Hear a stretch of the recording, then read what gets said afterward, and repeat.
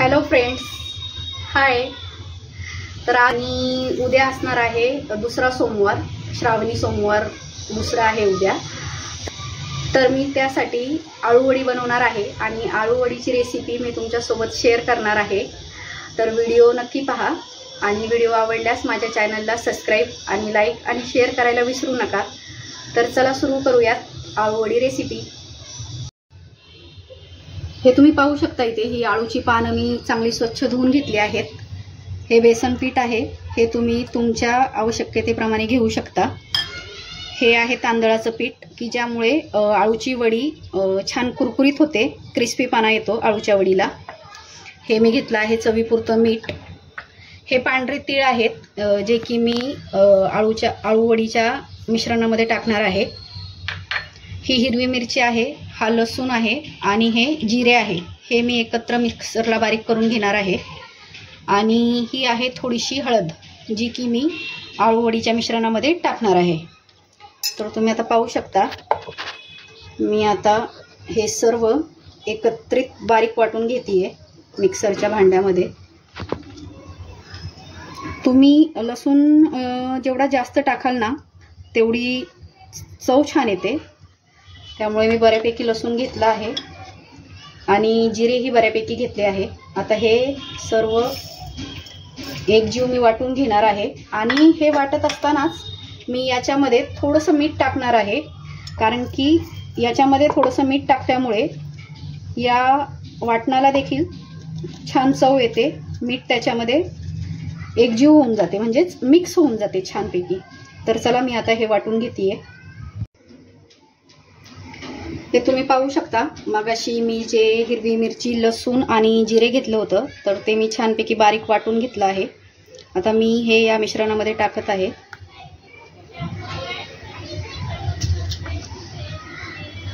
तांदळाचं पीठ टाकत आहे.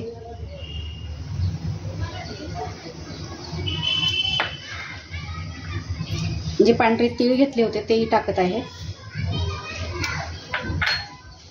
आणि ही थोडीशी हळद.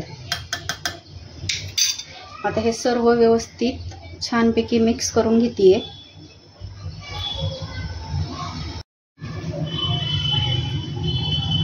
आणि आता हे मी मीठ टाकत आहे थोडंसं, कारण मी मगाशी थोडं कमी मीठ टाकलं होतं. तुम्ही तुमच्या चवीनुसार मीठ टाकू शकता. आता याच्यामध्ये थोडं थोडं पाणी टाकून मी एकजीव होईपर्यंत मिक्स करून घेते.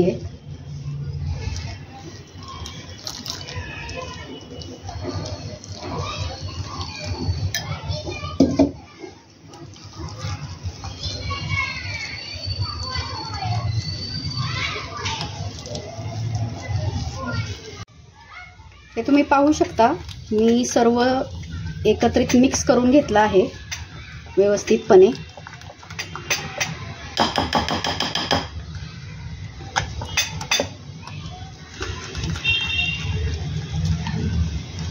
आणि छान असं बॅटर तयार झालं आहे आळूवडीसाठी.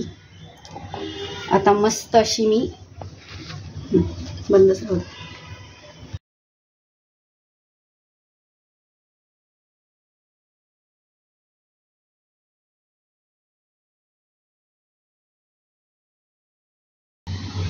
आता मी हे बॅटर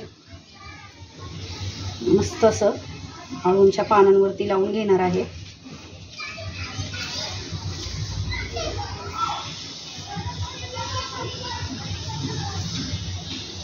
तुम्ही पाहू शकता, एकसारखं बॅटर लागत आहे पानांना.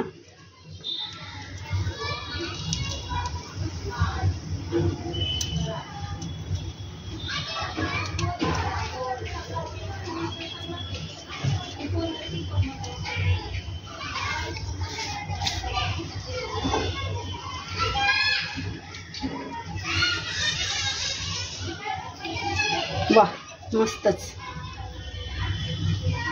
हे जे पीठ आहे ना, मी जे सर्व काही एकत्र केलं आहे पिठामध्ये, त्याची कन्सिस्टन्सी एकदम बरोबर झाली आहे. म्हणजे ते एकजीव जे झालं आहे ना, मिक्स जे झालं आहे ते एकदम बरोबर झालं आहे. त्यामुळे पानांना असं व्यवस्थित ते सर्व साईडने लागत आहे.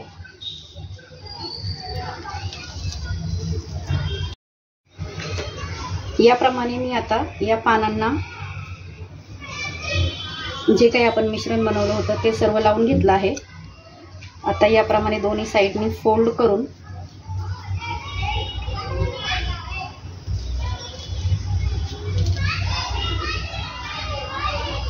मी आता ही अळूवडी पूर्ण करत आहे।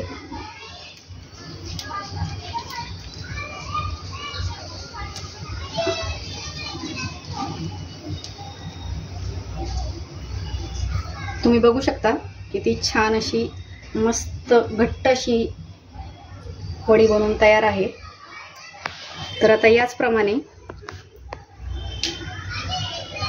मी आणखी जी पानं आहेत त्यांच्या वड्या बनवून घेणार आहे। तर आता मी सर्व अळूंच्या पानांना मस्त असं बॅटर लावून घेतलं आहे। तुम्ही पाहू शकता किती छान दिसतात या वड्या। 1 2 3 4 टोटल 4 वड्या झाल्या आहेत तयार। आता मी या स्टीम करून घेणार आहे।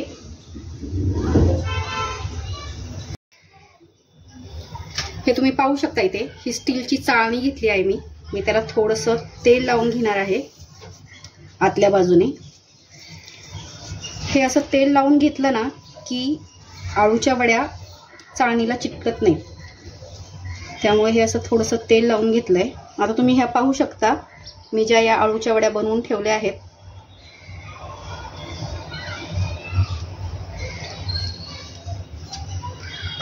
त्या मी आता एक एक करून या चाळणीमध्ये ठेवून घेतेय।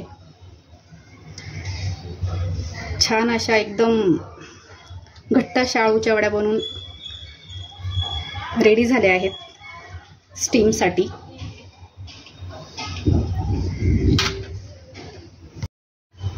तुम्ही हे पाहू शकता इथे मी 1-2-3 मिनिटं आधीच पाणी बॉईलसाठी ठेवलं होतं। आता पाण्याला चांगली उकळी आली आहे। यामध्ये मी आता हा एक डब्बा ठेवतेय छोटासा आणि त्याच्यावरती मी ही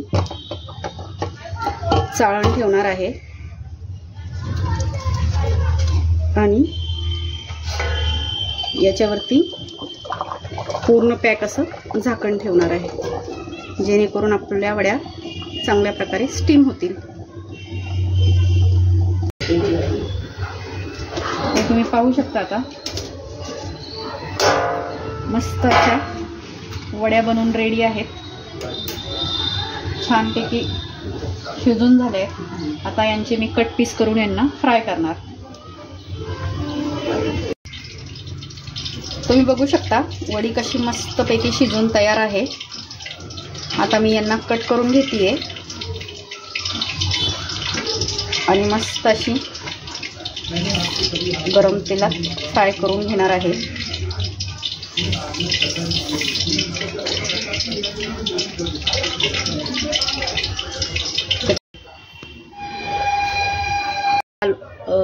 हे बघू शकता तुम्ही मी कढईमध्ये आता तेल टाकलं आहे। तेल गरम होतंय। तेल गरम झालं की त्याच्यामध्ये मी आता वडी तळून घेणार आहे।